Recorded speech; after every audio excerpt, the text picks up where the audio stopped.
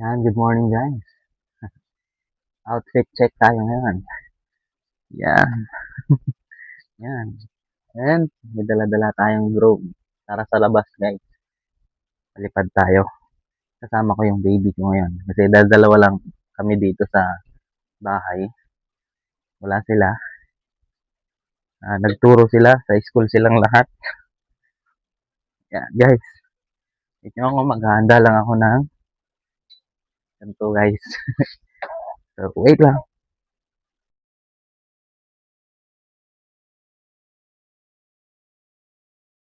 And guys, ready na kami. Ready na kami magpalipad ng drone na dalawa kami. Yes. Let's go guys. Tara sa labas.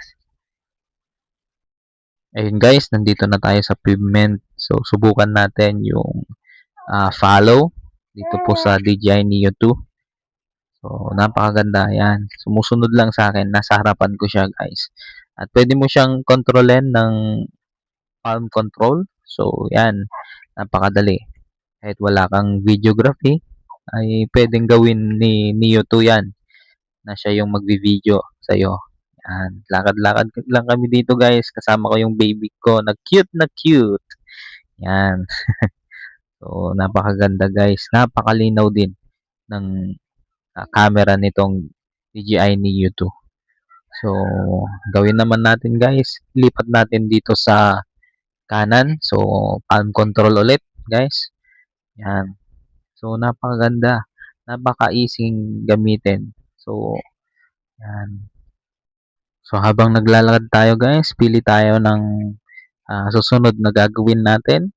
Kung ano yung meron dito sa DJI Neo 2. Yan. Kita tayo. Yan. Sunod natin ito guys. Ito naman yung quick shot ng DJI Neo 2. Boomerang. So, napakaganda guys. Kahit wala kang remote, nagagawa niya ito through cellphone lang guys. Yan. Napakaganda. Ito naman guys, sunod natin yung circle.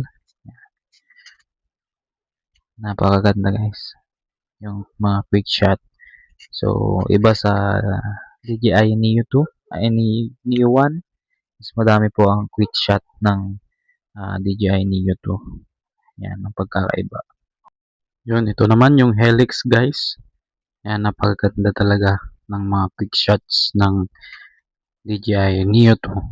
So, yan, kahit walang knowledge sa pagpalipad ng drone, kakayanin ng Neo 2 para sa iyo.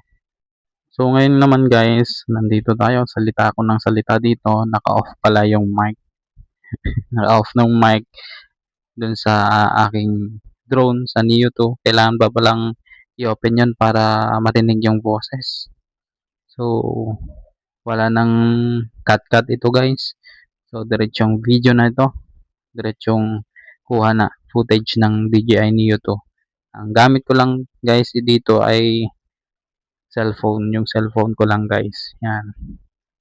Pero ang ano yan, malapit lang yung napupuntahan ng drone.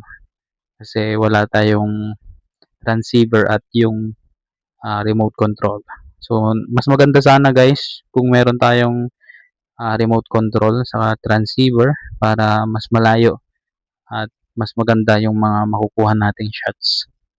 So, pagtyagaan muna natin itong cellphone na controller po natin. So, panoorin nyo guys hanggang matapos itong video na to.